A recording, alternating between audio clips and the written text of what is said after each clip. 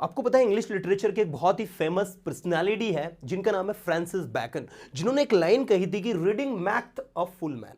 जी हाँ स्टूडेंट्स, अगर आपकी रीडिंग बहुत अच्छी है तो आप एक कंप्लीट मैन बन जाते हैं, आप एक समझदार व्यक्ति बन जाते हैं, एक सेंसिबल व्यक्ति बन जाते हैं। आज के इस वीडियो लेसन में आपको बताने वाला हूं मैं रीडिंग की इंपॉर्टेंस, साथ में कैसे आपको सही तरीके से रीड करना है और कैसे आपको अपनी वोकैबुलरी को एक्सटेंड करना है with the help of reading. मतलब जितने भी स्टेप्स हैं सारे स्टेप्स में आपको सिस्टमेटिकली एक्सप्लेन करूंगा। और जो स्टोरी का टाइटल है वो है three sons and a bundle of stick. I think आप में से कुछ लोगों ने स्टोरी को पहले भी पढ़ा होगा, अगर नहीं पढ़ा है तो आज पढ़ाने वाला हूं। साथ ही इन द एंड आपको वो टिप्स दूंगा मैं जो कि अभी तक मैंने किसी भी वीडियो लेसन में स्टूडेंट्स को नहीं दिया है। आज आपको प्रैक्टिकली बताने वाला हूं मैं कि कैसे रीडिंग की हेल्प से आप अपनी स्टोरी की मदद से कैसे आप अपनी स्पीकिंग स्टाइल को, अपनी स्पोकन इंग्लिश को इंप्रूव कर सकते हैं। बहुत ही ज्यादा इंटरेस्टिंग सेशन है और पूरे सेशन को एंड तक देखिएगा तो ही इसका फायदा ले पाएंगे। चलिए स्टूडेंट सेशन को शुरू करते हैं। Let's start the video now students. This is the story 14th, Three Sons and a Bundle of Sticks. Let me tell you, this is a story from our book. जो कि हमारी book में 14th number पर जो story है वो है जो मैं आपको एक्सप्लेन कर रहा हूं detail. And let me tell you that through reading how you can improve your spoken skills, how you can improve your vocabulary. That is the thing that we will also discuss in this session. So let's see, we start from this first sentence that is written over here. Once upon a time an old man lived with his three sons. तो यहां पर ये जो आया है phrase once upon a time, जिसका मतलब होता है एक समय की बात है। वंस एक बार होता है, याद रखना। वंस अगर आपको आ रहा है तो इसका मतलब होता है एक बार, और वंस अपॉन ए टाइम अगर आपको आ रहा है तो इसका मतलब होता है एक समय की बात है। An old man lived with his three sons. एक बूढ़ा आदमी, ओल्ड इट्स एन एडजेक्टिव जिसके आगे नाउन लगा है। Old man lived, simple past tense, V2 subject, V2 plus object. Remember one thing, most of the sentence in any story you will find from simple past tense, and here too you will find that an old man lived with his three sons. So this is a simple past tense. In a village, एक गांव में एक बूढ़ा आदमी अपने तीन बेटों के साथ में रहता था। You're talking about simple past tense. All his three sons were hard workers. उसके तीनों जो बेटे थे हार्ड वर्कर्स थे, मेहनती थे, बहुत मेहनत करते थे। हार्ड वर्कर मतलब मेहनती हो गया आपका। स्टिल, यहां पर स्टिल का मतलब हो रहा है स्टूडेंट्स फिर भी। आपको ये स्टोरी हमारे टेलीग्राम ग्रुप में भी मिल जाएगी, इसमें भी हम लोगों ने इसको सेंड कर दी है। तो ताकि अगर आपको यहां से क्लियर नहीं दिख रहा है तो आप टेलीग्राम से उस स्टोरी का पीडीएफ ले सकते हैं, वहां से उसको पढ़ सकते हैं। All his three sons were hard workers. उसके तीनों बेटे जो थे मेहनती थे। स्टिल, फिर भी, नन ऑफ देम मतलब होता है उनमें से कोई भी नहीं। None of them agreed with each other. उनमें से कोई भी एक दूसरे से सहमत नहीं होता था। And quarrelled all the time, और हमेशा वो झगड़ा करते थे। तो क्वारल की सेकंड फॉर्म है क्वारल्ड। अब ये नन ऑफ देम क्या है भाई, ये इसको आप समझिए कि ऐसा प्रोनाउन नहीं है। ये किस तरीके से वर्क कर रहा है, अगर मैं बोलूं सम ऑफ देम उनमें से कुछ, नन ऑफ देम उनमें से कोई भी नहीं, फ्यू ऑफ देम उनमें से कुछ, तो इस तरीके से वर्क करता है। एनी ऑफ देम उनमें से कोई। ऐसे ही अगर मैं कहूं none of us, none of us का मतलब हो जाएगा हम में से कोई भी नहीं। सम ऑफ अस हम में से कुछ, एनी ऑफ अस हम में से कोई।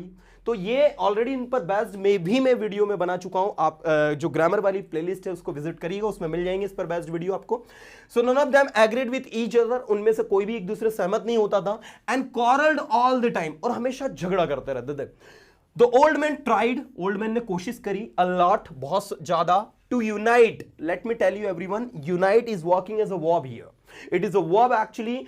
The old man tried a lot to unite them. Old man ने बहुत ज्यादा कोशिश करी उनको यूनाइट करने की, but he failed. लेकिन वो फेल हो गया। It means he could not unite them. वो उनको यूनाइट नहीं कर पाया, वो उनको एकजुट नहीं कर पाया, उनको जोड़ नहीं पाया।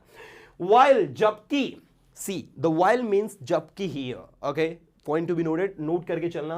वाइल के मतलब और भी काफी सारे होते हैं। जैसे आप वाइल को प्रिपोजिशन के तौर पर यूज करते हैं तो वाइल का मीनिंग होता है के दौरान, जैसे वहां जाने के दौरान, वाइल गोइंग देयर, पढ़ाई करने के दौरान या पढ़ाई करते वक्त, वाइल स्टडिंग, तो वो प्रिपोजिशन में होता है। जबकि ये प्रिपोजिशन के रूप में यहां नहीं वर्क कर रहा है, ये यहां पर आपका एक एडवर्ब के रूप में वर्क कर रहा है, जो कि इसका मतलब दे रहा है जबकि का।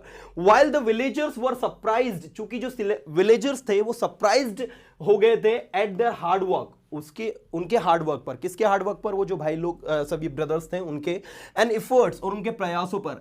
दे also made fun of them, वो भी उनका मजाक उड़ाते थे, ऑन देयर फाइट्स, उनकी फाइट्स पर। तो एक नई वर्ब आपको सीखने को मिली, मेक फन। मेक फन मतलब होता है किसी का मजाक उड़ाना, राइट ये बिल्कुल आप समझ के चलेंगे, बहुत इजी वे में सारी स्टोरी को मैं एक्सप्लेन करूंगा। I am not going to make it tough for you guys. I'm just going to make it more and more easy so that you can learn every concept, so that you can learn every sentence very carefully. Now see, month passed by, महीने बीतते गए, and the old man fell sick. अब यहां पर ये जो term आया है फेल सिक, ये बना आपका फॉल सिक से। फॉल सिक का मतलब होता है स्टूडेंट बीमार पड़ना, ठीक है। फॉल सिक का मतलब होता है बीमार पड़ना, राइट। ये हो जाता है आपका बीमार पड़ना, और यहां पर आपको दिया फेल सिक। तो फॉल सिक की सेकंड फॉर्म होती है स्टूडेंट फेल, और थर्ड होती है फॉलन। तो आपको यहां पर सेकंड फॉर्म उन्होंने यूज करी, फेल सिक, बीमार पड़ गया। He talked his sons to stay united, उसने अपने बच्चों से, अपने बेटों से बात करी टू स्टे यूनाइटेड, यूनाइट रहने की, but none of his sons, लेकिन किसी भी उसके बेटे ने heard his words, उसकी बात को सुना। ये भी टर्म यहां पर याद रखना, hear words मतलब होता है बात को सुनना। जैसे आप किसी से कहे कि मेरी बात को सुनो, तो you would say hear my words। आप मेरी बात नहीं सुनते हो, you don't hear my words। आप मेरी बात क्यों नहीं सुनते हो, why don't you hear my words। तो इस तरीके से भी आप उसको बोल सकते हैं। So he decided to teach them a practical lesson, तो उसने डिसाइड किया उनको एक प्रैक्टिकल लेसन पढ़ाने का, so that they would shed off their differences. यहां पर मैं इसको थोड़ा सा रिप्लेस करना चाहूंगा। ये वर्ब आप याद रखें, शेड ऑफ क्या होता है? शेड ऑफ का मतलब होता है किसी चीज को दूर कर देना। जैसे आपने तो ना शेड्स हर टीयर, वो अपने आंसू बहा रही है, बहाती है। तो शेड का मतलब इसे तो किसी चीज को बर्बाद करना, बेकार करना होता है, बहाना होता है, लेकिन यहां पर शेड ऑफ का मतलब होता है किसी चीज को खत्म करना, फिनिश करना, है ना। सो दैट, ताकि they would shed off their differences, ताकि वो अपने डिफरेंसेस को भुला दे, कम कर दे, एंड स्टे यूनाइटेड, और क्या रहे? यूनाइटेड रहे। And that is why the old man decided to teach them a practical lesson. इसलिए ओल्ड मैन ने डिसाइड किया कि वो उनको क्या करेगा? एक प्रैक्टिकल लेसन पढ़ाएगा भाई। और वो प्रैक्टिकल लेसन क्या है वो हम आज देखते हैं। और मेरा जहां तक मानना है कि भाई most of you have already read that story in earlier, क्योंकि बहुत सारे बच्चे कहीं कहीं ये स्टोरी हमको घूमती फिरती रहती है। तो बहुत आसान और सिंपल सी स्टोरी है जिसका प्लॉट हम लोग ऑलरेडी जानते हैं, but the thing is that कि इसकी मदद से हमको अपनी स्पोकन को इंप्रूव करना है। This is very much important, right. तो मैं जो कॉन्सेप्ट आपको बता रहा हूं, जो भी तरीके से चीजों को टीच कर रहा हूं, उसी टेक्निक के साथ में आपको बोलना भी है। In the last I will explain you कि कैसे अपने शब्दों में बोलना है, क्योंकि एक आर्ट होती है students. Remember one thing, learning the things and expressing the things both are very different. आप सीख गए हो किसी चीज को, जरूरी नहीं कि उसी चीज को उसे आप एक्सप्रेस भी कर दें। उसको एक्सप्रेस करने के लिए आपको उतने एफर्ट्स लगते हैं, उतनी मेहनत लगती है, और सबसे इंपॉर्टेंट चीज उतना ज्यादा आपका एक्सपीरियंस लगता है, क्योंकि एक्सप्लेन करने में आपको अनुभव की जरूरत पड़ती है, नए नए एग्जाम्पल्स देने होते हैं, तरह तरह की चीजें समझानी होती है। चलिए आगे मैं ले चलता हूं आपको, जो कि आपका है okay. The old man called his 3 sons. अब ओल्ड मैन ने क्या किया? अपने तीनों बेटों को बुलाया। ही टोल्ड देम, उसने उनसे कहा, क्या कहा? आई will give you a bundle of sticks. अब ये जो है आपका रिपोर्टिंग स्पीच दी हुई है, यहां पर आप देख सकते हैं रिपोर्टेड स्पीच है, ये रिपोर्टिंग स्पीच हो गई। ही टोल्ड देम, उसने उनसे कहा, क्या कहा? कि आई will give you a bundle of sticks, मैं तुम्हें बंडल ऑफ स्टिक्स दूंगा, लकड़ी का एक बंडल दूंगा। सेपरेट ईच स्टिक, हर लकड़ी को क्या करो? सेपरेट करना है। And you will have to break each stick into pieces of 2, और आपको हर लकड़ी को 2 पीसेस में तोड़ना है, मतलब जितनी भी जो लकड़ी रहेगी उसके 2 टुकड़े आपको करने हैं, है ना। द वन, वह जो ब्रेक्स द स्टिक्स क्विकली, यहां पर हु का मतलब निकल रहा है जो, द वन का मतलब वह जो ब्रेक्स द स्टिक क्विकली, लकड़ी को तेजी से तोड़ेगा, लकड़ियों को तेजी से तोड़ेगा, विल बी रिवॉर्डेड, उसको इनाम मिलेगा ज्यादा से ज्यादा। मोर मतलब ज्यादा से ज्यादा।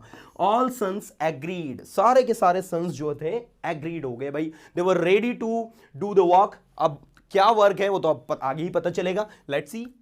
नाउ स्टूडेंट्स, अब आप देखें, the old man gave a bundle of 10 sticks. अभी हुआ क्या भाई? The old man gave a bundle, एक बंडल दिया उनको, ऑफ 10 स्टिक्स, जिसमें 10 लकड़ियां थी एक बंडल में। टू एवरीवन, प्रत्येक को, ऑफ देम, उनमें से। एंड आस्क्ड, और उनसे कहा, to break it into pieces, उसको 2 से 3 पीसेस में तोड़ने के लिए कहा कि भाई इसको तोड़ो आप लोग। All the sons broke the sticks into pieces in minutes, सारे के सारे जो उसके बेटे थे उन्होंने सारी की सारी जो लकड़ियां थी उसको पीसेस में, सेकंड्स में, मिनट में जो है तोड़ के रख दिया भाई। And again they started to quarrel among themselves as who came first, और अगेन वो जो लोग थे झगड़ा करने लग गए इस बात को लेकर के उनमें से फर्स्ट कौन आया। पॉइंट टू बी नोटेड, देखो, among themselves, अपने आप में, अपने बीच में, as जैसा कि हु केम फर्स्ट, कि पहले जो है कौन आया। तो यहां पर ये जो एज है इट इज कंजंक्शन एक्चुअली, जो कि जैसा का मतलब दे रहा है, ठीक है, जैसा का मतलब दे रहा है कि जैसा कौन फर्स्ट आया उस बात को लेकर वो लोग अगेन जो है क्वारल करने लगे, झगड़ने लगे। The old man said, old man ने कहा, dear sons the game is not over yet, अभी गेम फिनिश नहीं हुआ है। Now I will give you another bundle of sticks to all, अब मैं आप सभी को एक और बंडल ऑफ स्टिक्स दूंगा। you will have to break the sticks as a bundle, not as separate sticks। अब आपको इन स्टिक्स को as a bundle तोड़ना है, as a bundle you have to break it, not by separating it। आपको इसको separate करके नहीं तोड़ना, as a bundle you have to break it, and let's see how you are going to break it। The sons agreed, सारे बेटे सहमत हो गए, and began to break the bundle of sticks, और bundle of sticks को तोड़ने लगे। Unfortunately, दुर्भाग्यवश, अनफॉर्चुनेटली दुर्भाग्यवश, point to be noted everyone, they could not break. Unfortunately यहां पर एक एडवर्ब है, इसका उपयोग वहां पर आएगा जहां पर भी कोई गलत काम हो गया, बुरा काम हो गया। तो बुरा काम क्या हुआ, they could not break the bundle, bundle को वो तोड़ नहीं पाए। अब ये अनफॉर्चुनेटली अब हर जगह वहां यूज करना जहां भी कोई बुरा काम हुआ। अब हुआ गया, ठीक है, आप चोरी छुप के कोई घर में काम कर रहे हैं और अनफॉर्चुनेटली आपकी ममा आ गई, क्या होगा फिर, पिटाई होगी भाई। तो इसी तरीके से अनफॉर्चुनेटली को आप यूज करते हैं, थोड़ा ध्यान देंगे आप। Unfortunately they could not break the bundle, वो बंडल को तोड़ नहीं सके। दे ट्राइड वेरी हार्ड, उन्होंने बहुत ज्यादा मेहनत करी, but failed to complete the task, लेकिन वो फेल हो गए टास्क को पूरा करने में। All sons said to the father, सभी बेटों ने अपने फादर से कहा, अबाउट देयर फेल्यूर, अपने फेल्यूर के बारे में, अपनी असफलता के बारे में, कि हम लोग फेल हो गए, हम नहीं तोड़ पाए, है ना। The old man replied, old man ने रिप्लाई किया, dear sons, see, okay, addressing word है see, देखो, you could easily break the single sticks into pieces। आप जो सिंगल स्टिक्स थी उनको आसानी से पीसेस में तोड़ पाए, but you were not able to break the bundle, लेकिन आप बंडल को नहीं तोड़ पाए। The sticks were the same, लकड़ियां तो सेम थी, उनमें कोई बदलाव नहीं था। So if you stay united, तो भैया अगर आप यूनाइटेड रहोगे, nobody can make any harm to you, तो कोई भी आपको कोई नुकसान नहीं पहुंचा सकता। If you quarrel every time, अगर तुम हमेशा झगड़ा करोगे विथ योर ब्रदर्स, अपने भाइयों के साथ, anyone can easily defeat you, तो कोई भी आपको आसानी से हरा सकता है, डिफीट कर सकता है। I request you to stay united, मैं आपसे रिक्वेस्ट करता हूं कि आप यूनाइटेड रहे। All the three sons understood the power of unity, सारे तीनों बेटे जो है पावर ऑफ यूनिटी को समझ गए। एंड प्रॉमिस देयर फादर, उन्होंने उनके फादर से प्रॉमिस किया कि whatever be the problem, कोई सी भी परेशानी हो, they would all stay together, वे सभी साथ में रहेंगे।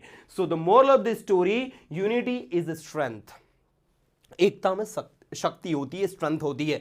सो guys, I have explained you this beautiful story, and the title of the story was, you can see, three sons and a bundle of sticks, and we have read this story from beginning to end. And finally, after reading this story, we came to know that reading any story is not a tough job. Any Tom can, Harry can read it, anybody can read it, but when it comes to speak any story in a practical way, in our own words, we fail. And today I'm going to teach you how you are going to speak this story in your own words. To speak any story, the first thing that you should know that most of the sentence you will find in simple past tense. It means when you are going to speak this story, you have to use a universal sentence that you can say simple past, subject, V2 plus object. Okay, इसी structure की help से, with the help of this structure, you have to speak the entire story.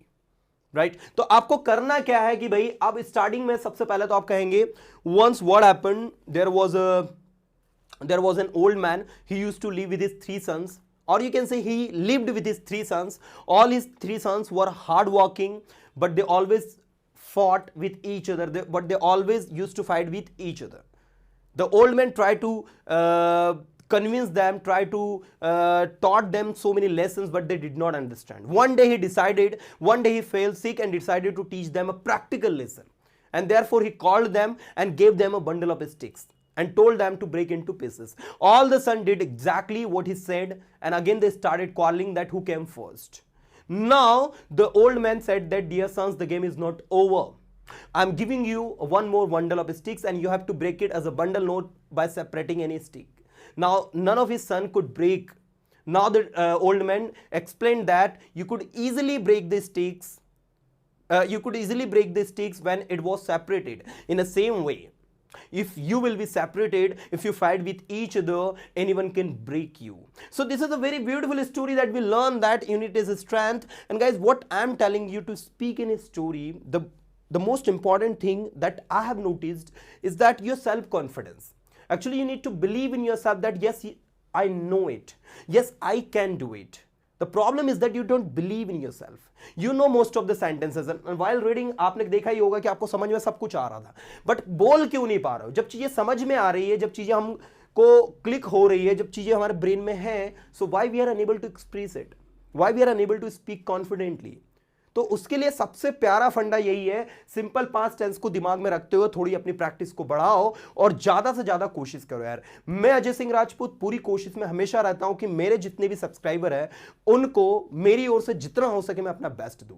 उम्मीद करता हूं कि इस छोटी सी story के माध्यम से आपकी थोड़ी सी भी हेल्प कर पाया हूंगा। अगर वीडियो अच्छा लगा है तो उसे लाइक करें और अपने फ्रेंड सर्कल के साथ शेयर करें ताकि ज्यादा से ज्यादा लोग इस स्टोरी का फायदा लगे सके। साथ ही अगर वाकई में आप मुझे फॉलो कर दें या फिर आपको लगता है कि सर की टीचिंग स्किल अच्छी है तो यार एक दिन के लिए वीडियो को आप अपने स्टेटस पर भी रख सकते हैं ताकि ज्यादा से ज्यादा लोग इस वीडियो को पहुंच सकें और देख सकें। Thank you so much friend, thank you to watch this video. फिर मिलूंगा अगले सेशन में कुछ ऑथेंटिक कंटेंट के साथ में, तब तक ले tata bye, have a good day.